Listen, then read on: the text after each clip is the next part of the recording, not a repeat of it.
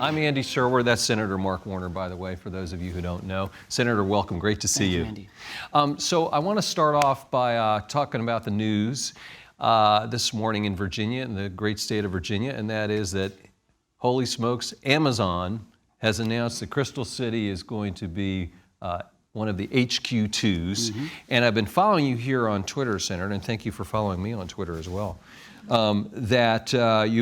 put out a couple tweets on it, and one is you said, as we welcome Amazon's new investment in Virginia, we must commit to implementing this announcement in a way that will benefit the whole region and all of the Commonwealth. I mean, so does that speak to the fact that there are some tax breaks here and you want to make sure that there's a good return for the state?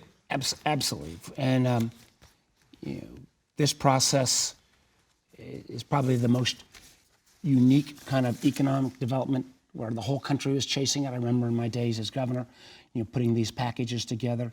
I think, let me speak to this in two areas. One, on the region's basis, there's been a business group called the Greater Washington Partnership that kind of takes CEOs from Baltimore to Richmond to see if the private sector can be really helpful. And they've been very helpful on this pursuit with Amazon. Secondly, it really is a win for the whole region. While the physical location is going to be in Virginia, the district is going to benefit. There's going to be benefits to Maryland. One of the things we're trying to work on is a regional housing authority, because that issue, obviously, people love to have Amazon come. They're concerned about the affordability on housing, and the fact that the three jurisdictions may work together on that is important. My focus as well has been to make sure that at least some of the subcontracting jobs, I would love to see if we can put in more remote communities in Virginia. When I was governor, we brought about 400 good, solid, high-tech jobs through a company named CGI to far southwest Virginia, a little town called Lebanon in Russell County. My feeling with this Amazon announcement, if we do it right, there may be some of the subs who support Amazon that we could populate some of these jobs in more rural communities. And you didn't have to give away the store to get this HQ2? Well, I've not actually gone through all the particulars of the announcement. I'm sure Amazon extracted a good deal for themselves, but the spin-off this will take place. It's not just these immediate jobs, but the enormous amount of spin-offs, what I think will do to spur further economic or entrepreneurial activity, and also, not to kind of jump the gun, but I think Virginia Tech will be making a major announcement as well in terms of an innovation campus that could actually leverage off the Amazon announcement. All right, a lot going on in Virginia. Let me shift gears and ask you about the Senate Intelligence Committee. You're the ranking Democratic member. When are you guys going to release your report, Senator, and why didn't you do it before the election? Well, we actually respect the notion that people shouldn't interfere in elections 60 days beforehand, which is, I think, also what Mueller, I believe, his process. Remember, our report will have 5 portions, and 4 of those portions we're already done with. Let me very quickly go through. First was, unanimously, we basically validated the intelligence community's findings that Russia attacked us through hacking in cyber warfare. They attacked 21 of our state's electoral systems. They manipulated social media, and they did it in an effort to help Trump and hurt Clinton. We came out with that announcement and report early in the year. The second is that we said our election systems are not fully secure enough. So we came out with recommendations there. We actually have, led by James Lankford, very conservative senator from Oklahoma, broad-based election security legislation that would make sure that every state has some level of a paper trail to be able to make sure that if you were hacked into, because the bad guys don't have to actually change results, they just have to seed distrust in our system. And it's been very disappointing that this White House, did not support this legislation, which I think will get 90 votes. But we had election security. Third was the whole question about what the Obama administration did right. And frankly, there were mistakes made. And we're still working through language, but I think we've got basic agreement. The fourth, and this is an area that I think we will be working on for some time, our committee almost by default, but that's what are the guardrails around social media? And I've got a lot of ideas there that I think ought to be part of the debate. And then obviously the big enchilada, which is, was there collusion, and what's holding us back? I want this to be finished, but there are a number of the key witnesses that were people that were also involved with Bob Mueller, and we didn't want to deal with them to get crosswise with Mueller because they didn't want to talk to us until they'd finished the formal legal proceedings. So we've got a number of those still to get interviewed.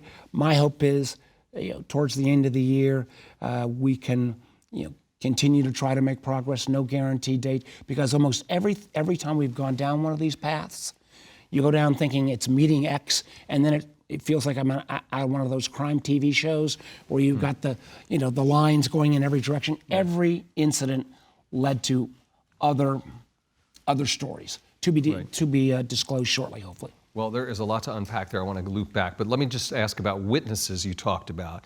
We had Steve Bannon here earlier, and there was a report that you guys were looking to interview Steve Bannon coming up. Have you set a date to interview Steve Bannon yet? We've not got into, we've tried to be, unlike some of our other counterparts in the Senate and the House, we want to keep being bipartisan, and we want to do it in a fairly thorough way. I believe, obviously, Mr. Bannon will be somebody we'll be talking to, but there are a number of other folks, Michael Cohen, Paul Manafort, even a Rick Gates who spoke early, but this is before we cooperated with the government. We've still got major figures that we have to see. And obviously, Mr. Bannon is one of those individuals, particularly with the intersection with Roger Stone and the possibility of how Russia basically weaponized the hacked information and what were the distribution methodologies that they used. All right, I want to get to the social media giants, but before I do that, why did we miss this collusion? I mean, back in 2015, there was a great story in the New York Times magazine by Adrian Chen about the Russians coming in and doing all sorts of terrible things on social media. Where was the FBI, the NSA, the CIA, our security apparatus, and how come we missed this? Very fair question, and let me preface it with two quick answers. One, basically what Russia did to us in 2016, they'd already done to the Baltic states. They'd already used these tactics as kind of the warm-up before they came to us. And if we would have simply looked at the Russian equivalent of their chairman of Joint Chiefs of Staff, a gentleman named General Garamazov, he wrote as long ago as 2011, where he said Russia cannot compete with the West in tanks and planes and guns, but in two arenas, cyber and misinformation, they are our peers, if not better. And just to, again, put a perspective, America just spent $716 billion on our defense budget. Russia's spending 70. And in those areas of disinformation, misinformation, there are peers. China spends about 165. China's been more focused on cyber intrusions. But if you look at the difference between what we spend and China spends, that $500 billion delta, China's investing in artificial intelligence, next generation 5G wireless, quantum computing, and a host of areas which, through most of my lifetime, America was the lead. Now, all that being said, I think we were not, countries do spy on each other, but the weaponization of information, the way the Russians used the hacked emails, was something we were not fully ready on. And on social media, the companies, the government, kind of across the board, we were all asleep at the switch. And this was an arena where we'd not seen the dark underbelly. You had this normal, Republican reluctance about any regulatory environment, and Democrats, frankly, were a little bit enamored with these tech companies. And the tech companies themselves, I think, did a pretty dreadful job. They've gotten better now about trying to expose or kick off not even just hate speech, but frankly, just fake identities being created in ways that were, again, both useful and powerful. One last comment there. We've seen Russia intervention in our country. We saw it in the French presidential elections, where Facebook was much more aggressive, working with the French government, took down over 30,000 accounts. We've now got the Brits acknowledging Russia was very involved in Brexit. And the irony is, if you add up all the money the Russians spent in America, France, and Britain, it's less than the cost of one new F-35 airplane. So not only are these tools effective, but they're remarkably cheap in a 21st century conflict domain. Do Republicans believe what you're saying? On the committee, absolutely. And the evidence is so overwhelming. The intelligence professionals have such a unanimous view. Now, where we stand on the collusion issue, and that's why we put that to the last, because that could be where there's disagreement. But everything else before that, those other 4 domains, so far we're unanimous. And we've got Ron Wyden and Kamala Harris on one end, and Tom Cotton and John Cornyn on the other. So we've got about as broad a range of views on the committee as in the whole United States Senate. All right, let's talk about those social media companies, and we're talking primarily about Facebook, Google, and Twitter, right? Mm-hmm. I mean, those are the big ones. Those are the real players here. Where do things stand right now? How much interaction do you have with those companies on a daily or weekly or monthly basis? How much improvement have they made, Senator? Well, a couple things. One is, at first they were, frankly, irresponsible in terms of being on guard. And for the first 8 months, almost 9 months after the 2016 election, Facebook in particular kind of denied any culpability at all. That's changed. And what we've seen is Senator Klobuchar and I and late Senator McCain had what we thought should have been the lowest hanging fruit, a legislation called Honest Ads Act that said if you politically advertise on the internet, you ought to have the same disclosure rules as if you do it on TV and radio. Because the White House and Senator McConnell doesn't want to do anything in campaign finance, that legislation is not passed. Again, I think it would get 90 votes. Facebook and Twitter and Google, to a lesser extent, have made some progress in this area, where they will disclose if you're actually supporting an individual candidate, but if it's an issue-related ad, right, it's more in a gray area. And while they've made improvements, I thought one of the more interesting things we saw just in the last 10 days, there was, I think it was BuzzFeed or one of the entities went out and basically placed political ads in the name of all 100 senators. Right. And Facebook's control system didn't pick any of that up. So I think it's good that the companies have moved, but the notion that they're going to be able to self-regulate themselves out of this just doesn't cut it, because we focused on the big 3. There's been lesser focus on like Reddit and Medium, but as we saw with the horrible tragedy in Pittsburgh, the bad guys can migrate to a different platform. This was Gab, one of the more eclectic ones. But we are going to need some rules of the road here. And if we get into questions, I've got at least a way, I think, to think about some of those restrictions. Yeah, I mean, you put out a white paper over the summer where you laid some of that out. I want to ask you about that specifically. But these companies, just say those 3, for instance. I mean, there are a lot of others, as you suggest. But, they're giant employers. They're hugely powerful in California and nationally, of course. And then there's shareholders as well. Let me just ask you that. We'll get into some more ideas of yours. But if you're a tech shareholder, if you're an investor in one of these firms, should you be concerned? Would you be a shareholder in one of those companies? Luckily, I put all my stuff in a blind trust, so I don't know. But I imagine I have been a shareholder at one point or another. And listen, they are huge, enormously great success stories. I would point out 2 things, though, because I have real concerns about our market being much too focused on short-term returns versus long-term value creation. And I would argue that these companies have been able to be as successful as they have because they don't face the same kind of short-term pressure from activist shareholders, because the founders in each one of these companies either continue to own enough of a block of stock or they have a different class of stock, so they're immune to some of the kind of outside pressures. And I'd also point, there was a great statistic I saw just recently that if you look at Microsoft, which back in the 90s we all saw it as the behemoth, that we had to be concerned about, Microsoft did a great job, at least, of spreading the wealth. The number of millionaires and successful people created out of Microsoft is huge, and it's like 50x the amount of kind of widely distributed profits that come out of Google and Facebook in particular, where so much of the ownership was concentrated at the very top, and they became so valuable so quickly, that wealth effect that's helped their shareholders, but their stakeholders Their employees and communities, not so much. Right, right. So, your ideas on what to do. And I mean, how much should we really expect out of these companies anyway? And how much of it should be the role of government, which I think speaks to your ideas. I mean, should we do GDPR? Are the Europeans right?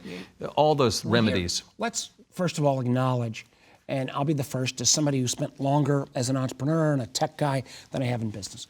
Government oftentimes moves In politics, you mean? You spent more time in business than in politics, yes. Government moves very slowly, and in a realm where technology is moving so quickly around the regulatory field, how do you go through a whole regulatory process, and by the time you put the regulation in place, technology is leapfrog. So what I tried to lay out are 3 buckets where we could at least start thinking about policy prescriptions. One is this whole question around privacy. What is your ability to kind of know how much information, to kind of your right to be forgotten? GDPR, where the Europeans have taken the lead. There's some good parts of that, but it's a fairly blunt instrument and fairly clunky. So, there are 8 or 10 different sub-proposals in that we could look at. So privacy is one bucket. The second bucket, and one that is less intrusive, but I think would be helpful as more and more people question what they're reading on the internet, and this is around identity validation. So let me give you three quick ideas. One of the areas I found with most all of my senators agreeing in both parties is, should you have a right to know when you're being contacted, whether that contact is originating with a human being versus a bot or an automated account. There's nothing inherently wrong with a machine talking to you, but should you at least have that knowledge that might pop up on your post that would say, this is not a human being, this is an automated account, which again might just lead you to say, well, how much of this do I want to believe? A second level that is harder when you deal with the cloud, but is still, I think, a possibility. Somebody says they're, bill posting from Washington, D.C., but the post is originating out of St. Petersburg, Russia. There could be a geocode that would post and say, this person says they're from here, but it's actually being posted from abroad. You make your own judgment.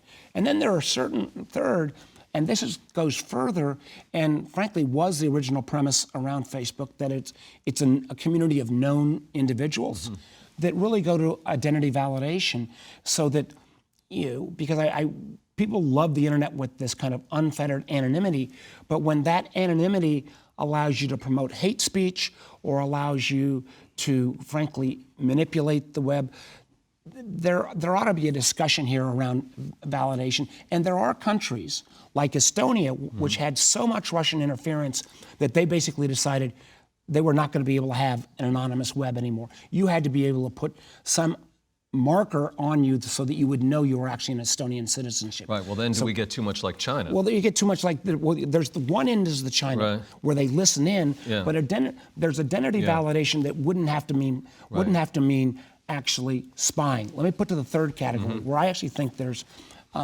maybe potentially the most possibility. First would be, I'm an old telecom guy. It used to be really hard when you moved from one telco to another, until Congress mandated number portability. So as you move from AT&T to Verizon to T-Mobile, you can take your number with you, and the carriers need to move all your records easily. Could we introduce that same concept of data portability so that you could move all of your history on Facebook, including your cat videos, to a new platform if that new platform might have different rules of engagement? A second level of kind of pro-competition means, because these 3 companies have so dominated the market, it's really hard for new companies to come in, and that would be data transparency. So shouldn't we have a right to know how many actual pieces of information these companies have on us? Most Americans believe these are free services. There's nothing free about them. They are milking information out of us, data out of us, and in a world where data is the new oil, these are the only enterprises that every time we deal with them, we give them more oil, we give them more data on us. But if we did data transparency combined, and I'm sorry to rush through this, there's a lot of substance here, along with pricing transparency. If you knew how much your data was worth to Facebook on a monthly basis, if it's $18 a month or my data is worth $22 a month, I think that might actually create a market incentive for new enterprises to come in and, in a sense, disaggregate between the user and the platform to provide that kind of levels of security. There might be market-based mechanisms if they could take a slice of that revenue. Matter of fact, in California, there's legislation going to be put up which would send a shiver down the spine of the platform companies. They're going to call it "You Are the Product." That said, no matter how many times you click "I agree," you retain basic rights to, they're arguing, 25% of all the value of that data coming back to you in payments. There's a ton more to talk about. I want to ask you just a quick another question on another subject, the Khashoggi tape. Is the Senate Intelligence Committee going to get that? Are you going to be hearing that? We will be fully briefed on that heinous act, and it's pretty remarkable to see the Saudi government continue to change. And this is one of the areas where, again, I don't think Donald Trump understands that words matter, especially the words of an American president. I do not believe that a so-called ally like Saudi Arabia would have taken such a brazen act under a Reagan administration or a Clinton administration or a Bush administration or an Obama administration, because they would have been afraid that American protection of a free press and basic respect for human rights, that they would get too much pushback. But because this president, again, whether it's to Vladimir Putin or to the Saudi leadership, seems to kowtow, it's pretty brazen where a country would send 15 killer/assassins/security people to commit this brutal crime in, frankly, inside a consulate in a foreign country. It's pretty remarkable. Well, there is so much more to talk about, but we've run out of time. Please join me in thanking Senator Mark Warner. Senator, thank you.